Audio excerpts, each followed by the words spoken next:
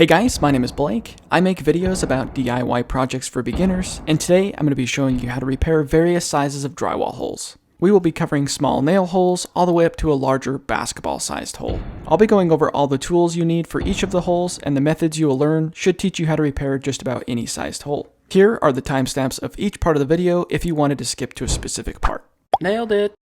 First, I want to quickly explain what drywall is. A lot of people think drywall is like concrete. When it gets dented, they think it will be difficult to repair, when in fact, it's designed to get dented and easily repaired. I call it drywall, but you also might know it as plasterboard, gypsum board, or sheetrock. It's basically a thin layer of calcium sulfite dihydrate sandwiched between two pieces of paper that cover interior walls and ceilings.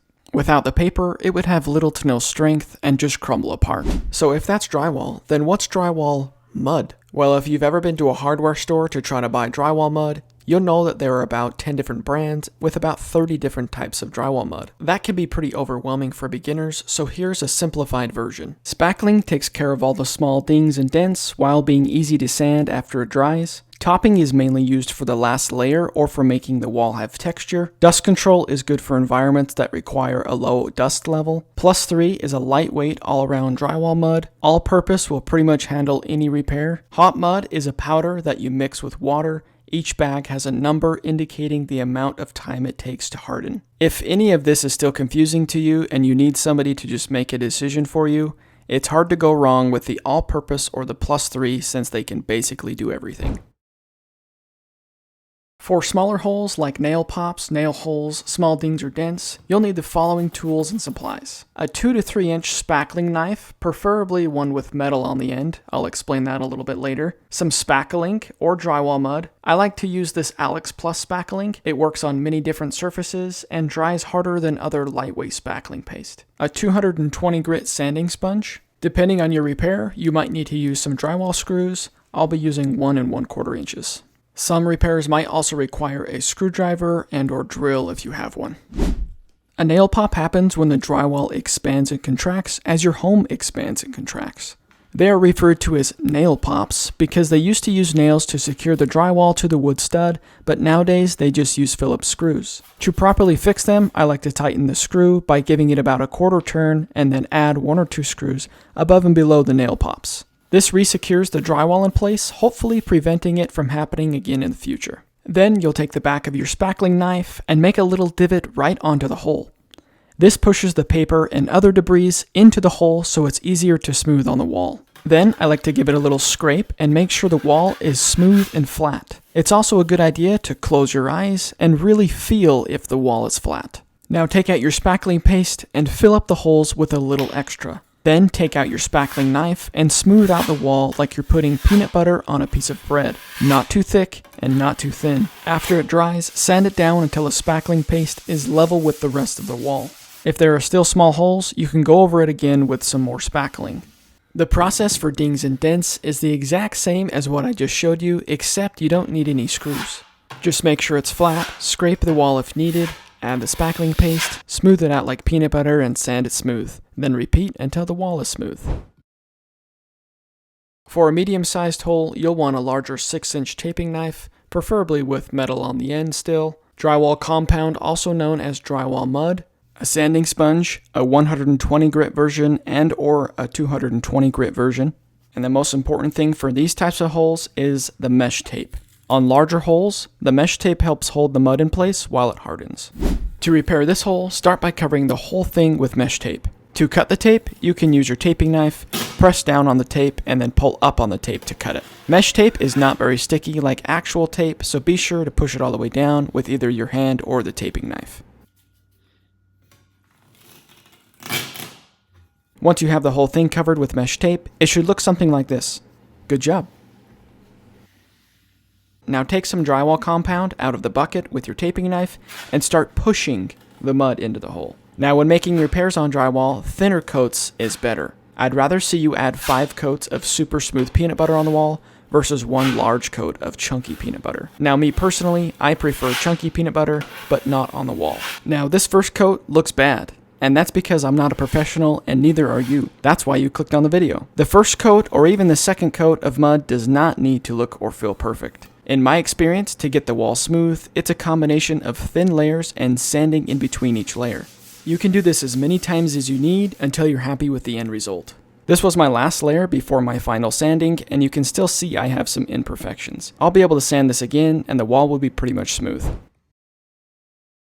This style of repair is for a hole that you can see all the way through to the other wall. If you can't see all the way through, you'll need to go back to the medium-sized hole repair. Tools for this repair, you'll need a utility knife. This is my daily carry knife I've had for about 2 years. It has a built-in screwdriver and extra blade storage. I'll leave a link to it down in the description, along with everything else I've listed in this video. You'll need a 6-inch taping knife, a 12-inch taping knife, a 12-inch drywall mud pan, mesh tape, a jab saw. This is a saw that's specifically designed to cut drywall. It has a sharp tip on it so you can jab it into the wall, a screwdriver and or drill, some extra drywall, backing or spare wood, drywall compound, and drywall screws. This repair has a few extra steps, but don't let that overwhelm you. The process is the same as the previous repairs. I first like to take my extra piece of drywall and get a rough idea on how big I need to cut it. You can either measure this or eyeball it like I am here. Drywall is extremely easy to cut, and if you listen to the beginning of this video, you'll know that drywall has little to no strength without the paper. So to cut it, I'm just going to score the top layer of paper. Then you can just put it over your knee and snap.